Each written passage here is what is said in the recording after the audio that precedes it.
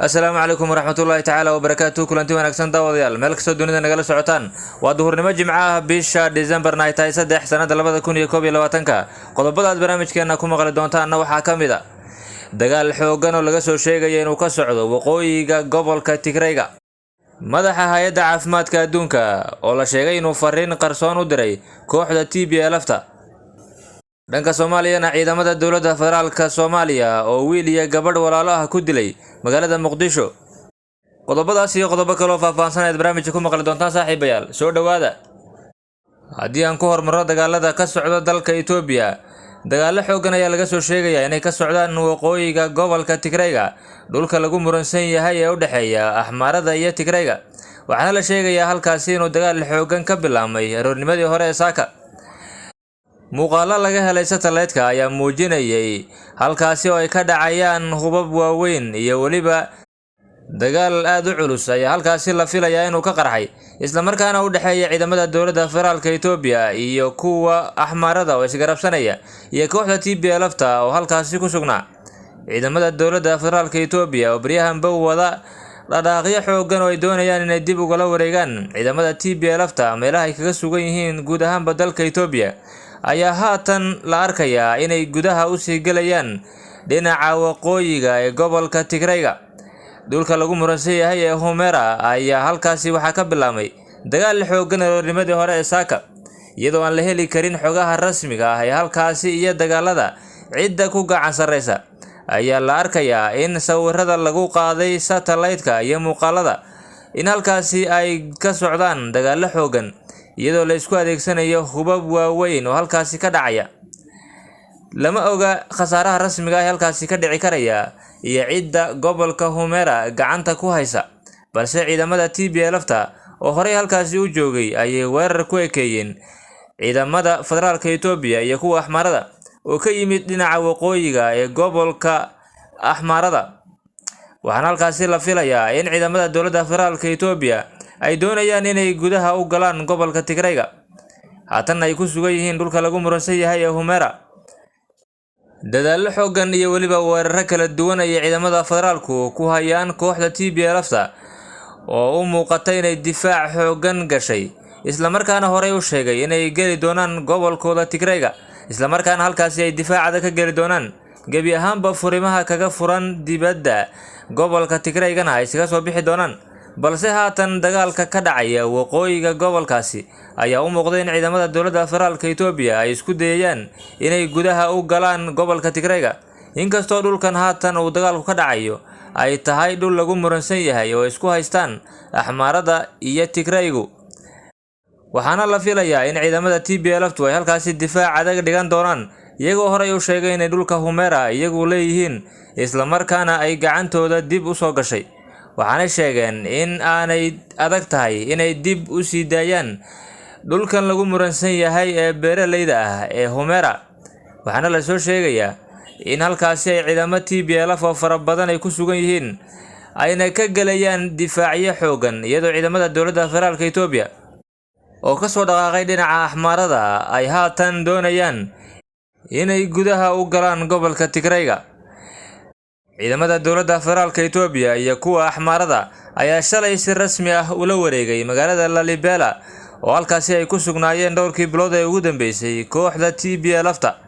kooxda TPLF-ta ciidamadeeda oo aan wax dagaal ah oo weyn ka ridin gudaha magaalada Lalibela ayaa la sheegay inay gudaha u soo galeen gobolkooda Tigrayga, isla markaana halkaasi ay doonayaan inay difaac adag ka galaan, balse ciidamada federaalka Itoobiya ayaan weli ka hadhin kooxda TPLF-ta oo ay sheegayaan in ay doonayaan inay gabi ahaanba ka saaraan dalka Itoobiya.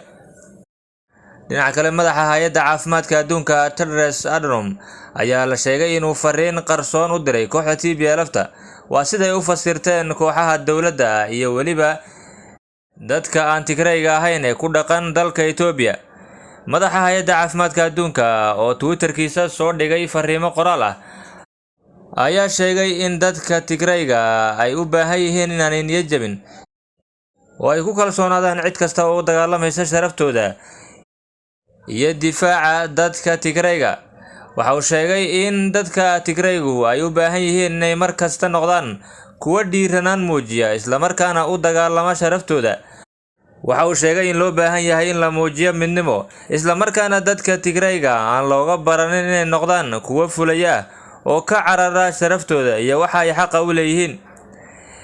Fariintan uu Twitterka ku soo qoray madaxa hay'adda caafimaadka adduunka Tedros Adhanom oo ka soo jeeda qowmiyadda Tigrayga ayay dad badan oo Itoobiyaan ah iyo dad badan oo arrimaha Itoobiya falanqeeya ay sheegeen in ay u tahay fariin qarsoon kooxda TPLF iyo dadka shacabka ah ee ku dhaqan gobolka Tigrayga.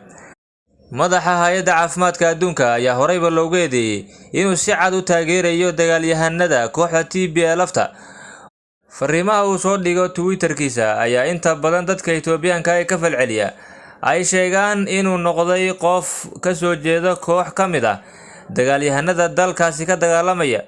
Waxay sheegeen in qofkani aanu u qalmin in uu noqdo qof caalami ah isla markaana hogaaminaya mid ka mid ah hay'adaha qaramada midoobay. Madaxa hay'adda caafimaadka adduunka ee qaramada midoobay Tedros Adhanom ayaa horey loogu eedeeyay inuu ka shaqeynayo kala qoqob iyo weliba kala googo ku yimaada dalka Itoobiya isla markaana uu taageerayo koox ka soo horjeeda dowladda federaalka dalka Itoobiya. Balse madaxa hay'adda caafimaadka adduunka oo ka soo jeedo gobolka Tigrayga isla markaana la soo shaqeeya kooxda TPLF ayaa u muuqda mid xiriir dhow la leh kooxaha TPLF iyo weliba hogaamiyayaashooda oo ay horey u ahaayeen saaxiibo isku dhawaa. Haatan aan eegno wararka naga soo gaadhaya dalka Soomaaliya gaar ahaan magaalada caasimadda ah ee Muqdisho. Waxaa halkaasi wararka ka imanaya ay sheegayaan in magaalada Muqdisho ay ciidamada dowladda federaalka Soomaaliya ku dileen 2 qof oo walaalaha oo ahaa wiil iyo gabadh. Dilka ayaa ka dhacay isgoyska dabka ee magaalada Muqdisho kadib markii ciidamo watay gaari ay rasaas ku fureen mooto bajaaj ay la socdeen Zaki Maxamuud Xuseen iyo walaashii Samiire Maxamuud Xuseen kala foge, waxayna u geeriyoodeen rasaastii lagu soo riday. Ciidamada falkan geystay ayaa la sheegay inay galbinayeen gaari aanay rasaasu karin oo wadada marayay, iyadoo si badheedh ah ay rasaasta ugu fureen dadka shacabka ah ee la socday mootadaas, taasoo keentay geerida 2 walaalo ah oo rasaastu madaxa ka haleeshay. Meydka 2 qof ee la dilay ayaa waxaa la keenay isbitaalka Darushifa waxaana dhaawac ahaan ugu geeriyootay gabadha, halka wiilku isla goobta ku geeriyooday, waxaana meydkooda lagu baadhayaa xarunta CID-da. Dadka ehelka la ah ayaa sheegay in Zakariya iyo Samiira ay adeeg u raadinayeen gabadh walaashood ah oo fool ahayd. Zakariya ayay da'diisu ahayd 24 sano jir, halka Samiira ay ahayd 22 jir. Dad fara badan ayaa ka xumaaday falkan foosha xun ee ka dhacay magaalada Muqdisho, iyagoo sheegay in dadkii ka dambeeyay dilka 2 qof ee shacabka ah la hor keeno sharciga. Akhyaarta sharafta leh wada nagala socoto, intaas waxaan ku soo koobaynaa guud ahaanba wararkii naga soo gaadhayay gobolka Geeska Afrika. Inta ku kulmayna warkan warka xiga waxaan idinkaga tagaynaa sidaas iyo nabadgelyo.